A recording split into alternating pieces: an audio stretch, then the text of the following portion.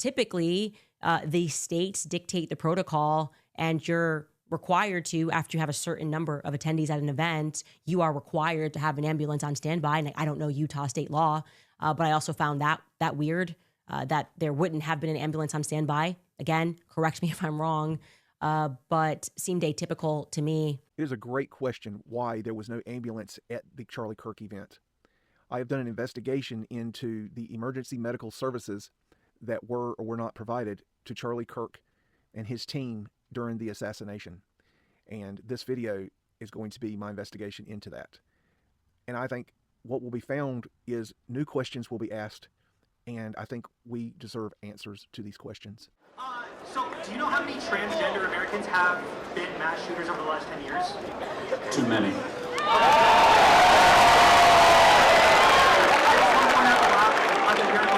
It's 5. Okay, now 5 is a lot, right? I'm going to give you some credit. Do you know how many mass shooters there have been in America over the last 10 years? Counting or not counting gang violence? Great. On the day of Charlie Kirk's assassination, there were not only 1, but 2 Utah Valley University emergency medical services personnel on site. The EMS were located backstage behind Charlie's tent. They were about 10 feet back, and they had 3 medical bags and radios on site. If you were staring from the crowd towards the tent, they would have been stage right, 10 feet back behind the tent. Or they were 10 feet behind the tent, stage left. They would have heard the shot. They would not have seen Charlie be shot in the neck. They would not have seen Charlie hit the ground. They would have seen the security teams rushing to Charlie's aid, and they would have seen the crowds duck to the ground. They would have heard the screams, the commotion. They would have known something was wrong. In the video shown, you can see the medical bags behind the tent on the ground. They are red and yellow. In the next video, we will see the EMS gentleman walking towards the tent. This is right after Charlie has been shot. The security team is working on Charlie while he is on the ground.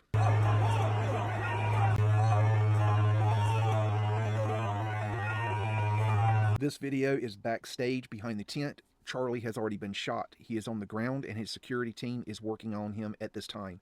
The 2 EMS personnel are walking towards the tent, and they are wearing UVU EMS emergency management t-shirts. One has black shorts, the other has black pants. They both have a black sash and both have radios. The yellow and red medical bags are on the ground still. They may have been told by someone that Charlie has been shot at this time, but they have still not reacted. The man with the beard and the burgundy shirt is Charlie's security guard. Stop, folks! Stop! In this video, you will see Charlie's security team carrying him backstage to his SUV to be taken to the hospital. About halfway, an Asian police officer will jump in front of the camera and say stop. Off to the police officer's left-hand side, that would be to the right of the camera, you will see a red and yellow bag. That is the medical bag of the UVU EMS personnel. The guy in the black shorts. At this moment, the EMS person is walking behind the security team. He's following them briskly, but he is walking. He is not running.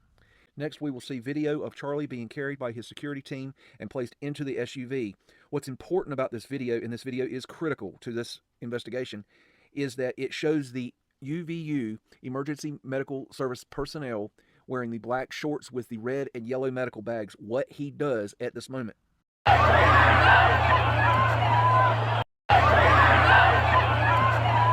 In this video, Charlie is being put into the SUV by his security team. The UVU EMS personnel is walking behind the security team. The EMS stops 4 feet behind the SUV. The EMS moves forward only after Frank Turek, in the white hat and shirt, runs around behind the SUV. The EMS does not seem to do anything. They stand there. They don't motion. They don't seem to do anything. The security detail does not seem to acknowledge the EMS either. The point here is neither party does anything to get EMS help to Charlie Kirk.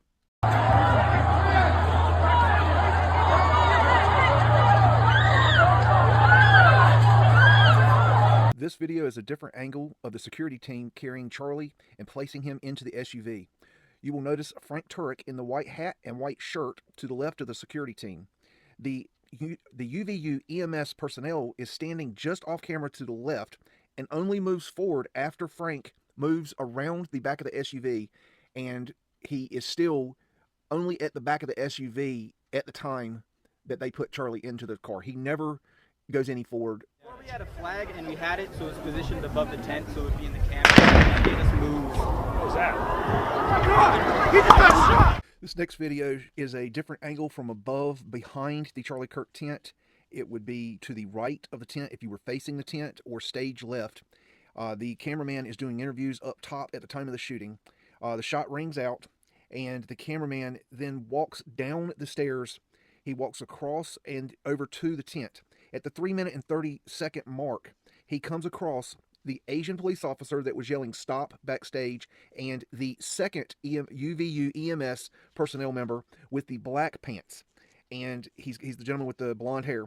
And then you will see the first UVU EMS personnel with the black shorts that was back at the SUV, seemingly trying to go help Charlie and the security team, run from backstage, and he looks like he's in full-on panic mode. Which he looks like he's seen a ghost, which he actually probably has, because he's the only he is the person that saw Charlie the closest up besides the security team.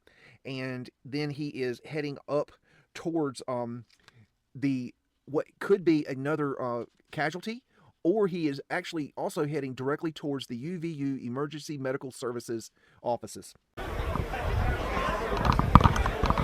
Oh, hey, everybody clear out. There's someone here. They're taking care of him.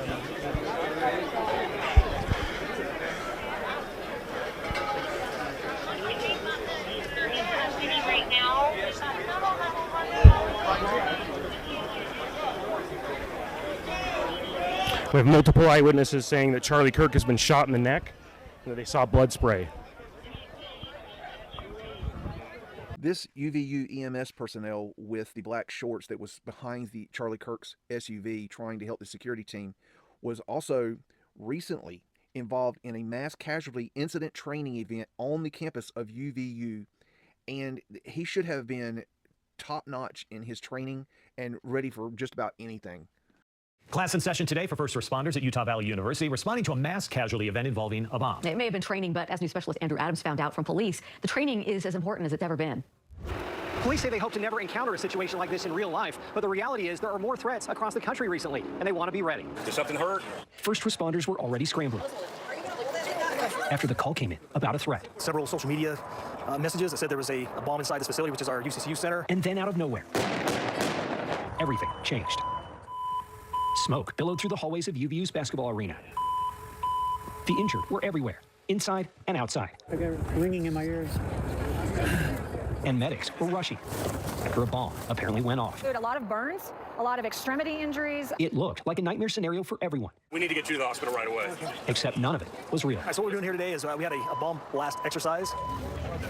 The exercise involved crews from multiple surrounding departments and a county bomb squad, which came equipped with the latest technology. We can put a robot in harm's way and not a person. We'll put a robot in harm's way. Police say bomb threats have been on the rise across the country. We had one last week down at Provo, and it's pretty common. You guys okay? Our main focus as law enforcement the last few years have been active shooters. Femur fracture with heavy bleeding, so we got a tourniquet. But now we also need to be training for a bomb situation. Using live actors with injuries that looked real. That's an easy now. The hope was to accurately gauge preparedness. I'm going to rate this at an 8 out of 10. In the event of bombs sometime in the future is no longer just a drill. We want to make sure that we know how to effectively respond to that and try to save as many lives as possible. Police say, as always, the message to the general public is see something, say something, can make a huge difference in a situation like this. They also say it's good to know first aid skills because nobody ever knows when they'll be pressed into duty. In Orem, Andrew Adams, KSL 5 News. UVU hosts realistic bomb simulation with first responders helicopter. This is on Tuesday, June 17th, 2025.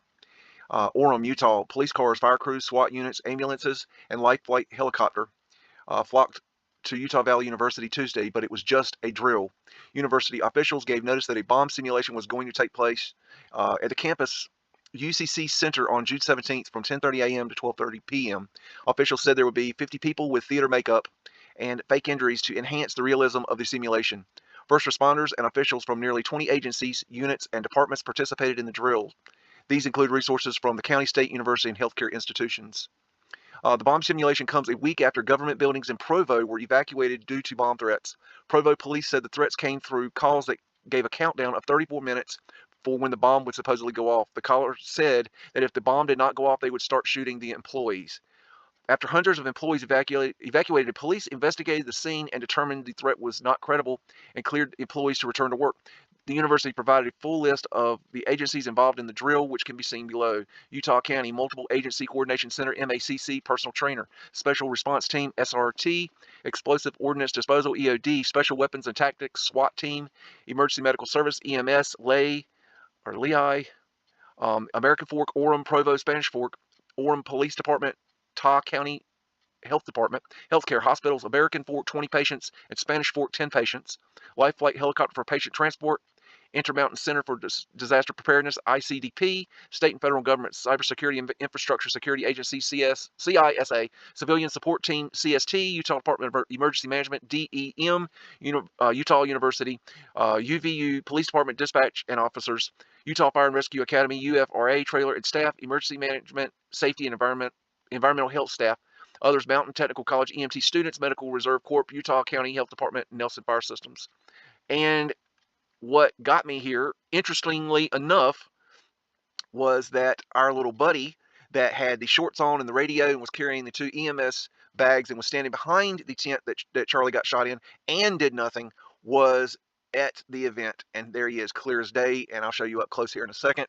He was taking part of this drill on June 17th, and he is in a couple of the pictures, and he's also right here.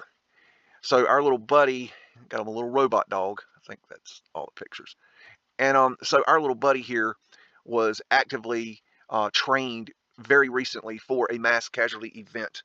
This investigation has left us with questions. Why was there no ambulance on site? Why did the EMS not assist Charlie? Why did the security team not ask EMS for help? Did the EMS stand down? Did Charlie's security team refuse EMS help? What are the legalities here? If someone needs medical assistance and they refuse help, that's legal. That's your right. But what if they're shot in the neck? What if they can't ask for help? What if they need medical assistance and they can't refuse medical assistance? Who's legally responsible in that case? Who has the authority to say, no, I don't want your help, EMS? I don't believe that the UVU EMS stood down and did nothing. I think they went to the security team and asked if they needed help, and they did not either respond or they told them they did not need EMS help. That's my opinion, but I don't know for sure. We deserve a real investigation into these questions. I believe I am the first to bring this to the community of researchers, and I hope this helps your investigations. Love, Biggs.